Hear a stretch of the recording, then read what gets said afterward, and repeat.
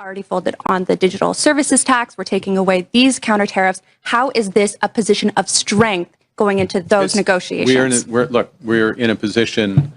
First off, I'm in the negotiations, so I have a sense of how the negotiations are. This puts us, and directly the conversation the President and I had yesterday, is that we'll be following up in short order, he and I, on the progress on our discussions. So the teams are engaged, re-engaging on this. This helps accelerate that. Look, but it's a negotiation. There's no guarantees in these things. But the basis of this is we're matching what the United States has done. Okay, we're matching what the United States has done.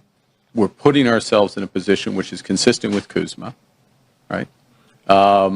And that both clears away an issue with the U.S.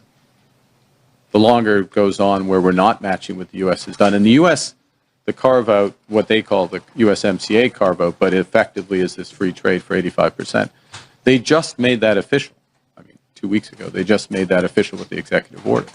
So we're responding to that. It's obviously, in our judgment, the right thing to do so we can focus in on those strategic sectors exclusively and also be consistent with CUSMA, where there is going to be, CUSMA in a very different trade environment is going to look different. And what we need to do is to make sure we're focusing in areas that where it's the mutual benefits are very clear. So in other words, the arrangements in strategic sectors are mutually reinforcing. They're mutual benefits. So the agreement supports it, but the economics drives it. And that's the way we move forward. Thank you.